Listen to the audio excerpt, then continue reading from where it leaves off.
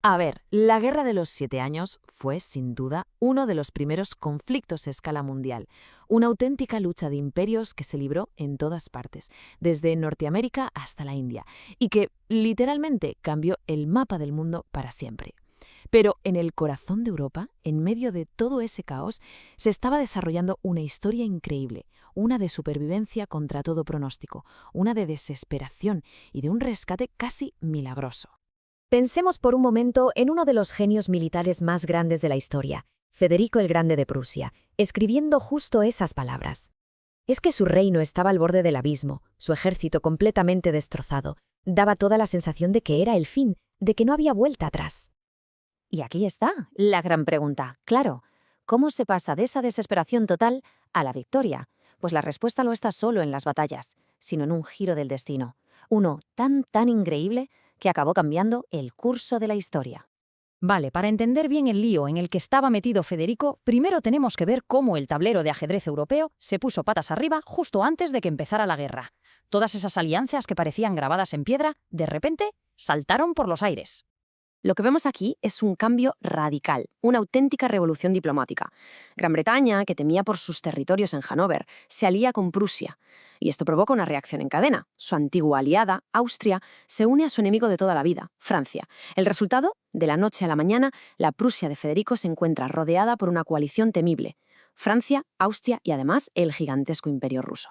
Estaba completamente atrapada.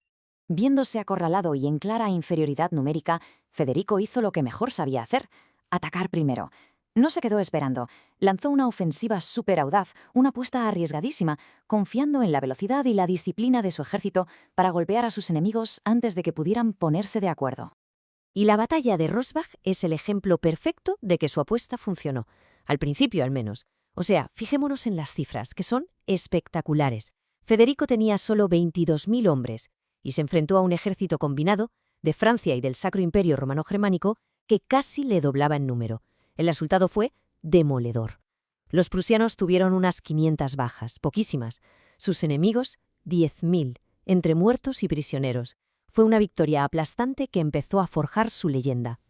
Pero claro, la guerra es muy larga y muy cruel, y la suerte de Federico estaba a punto de cambiar de una forma terrible. Por muchas victorias que consiguiera, la presión de luchar en tantos frentes a la vez era simplemente brutal. El contraste con Rosbach es brutal. En Kunnersdorf, el ejército de Federico se topó con una fuerza combinada de austriacos y rusos que era muy superior. Y el resultado fue una derrota catastrófica. En un solo día, perdió a casi la mitad de su ejército. Un desastre total. En este momento, la situación ya no era grave, era desesperada. No era solo una batalla perdida, era el colapso del reino. El propio Federico estaba convencido de que todo había terminado, hasta el punto de pensar en quitarse la vida. Prusia estaba indefensa, con la capital Berlín a merced del enemigo. Y justo ahí, cuando Prusia estaba a punto de ser borrada del mapa, pasó algo. Algo totalmente impredecible. La salvación no vino de un general, ni de un ejército, ni de una genialidad táctica. Vino de un suceso que ocurrió a cientos de kilómetros de distancia, en la corte de Rusia. Esta cronología lo resume todo a la perfección. Vemos cómo durante más de 2 años Prusia se va desangrando poco a poco. A finales de 1761, la derrota ya no era una posibilidad, era una certeza. Y entonces, el 5 de enero de 1762, se muere la zarina Isabel, la gran enemiga de Federico y la principal impulsora de que Rusia estuviera en esa guerra. Este acontecimiento ha pasado a la historia con un nombre muy elocuente: el milagro de la Casa de Brandeburgo.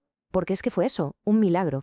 El sucesor de Isabel, su sobrino Pedro III, resulta que era un fanático absoluto de Federico el Grande. Así que una de las primeras cosas que hace como zar es ordenar que se detenga la guerra, firmar la paz y sacar a Rusia del conflicto, de un día para otro. Y claro, sin el poder ruso, toda la coalición contra Prusia se derrumbó como un castillo de naipes. Es que este es el punto clave. La retirada de Rusia hizo que la guerra fuera insostenible para los demás. Sin el ejército ruso, Austria y Francia ya no tenían fuerza para ganar. Así que el conflicto se acabó. Y la paz que se firmó en 1763 no solo salvó a Prusia, sino que redibujó por completo el equilibrio de poder en todo el planeta. Las consecuencias fueron, monumentales. Prusia no solo sobrevive, sino que se consolida como una de las grandes potencias europeas. Pero el gran ganador de todo esto fue, sin duda, Gran Bretaña. Expulsó a Francia de Norteamérica y puso los cimientos de su imperio global. Aunque curiosamente la enorme deuda que contrajo para ganar esta guerra le llevaría a subir los impuestos a sus colonias en América, lo que a su vez sembró la semilla de la Revolución Americana. Todo como consecuencia de una guerra que Prusia estuvo a un pelo de perder. Y esto nos deja con una pregunta final que es, cuanto menos, fascinante. ¿Cómo sería el mundo hoy si aquella mujer, la zarina Isabel, hubiera vivido solo unos meses más?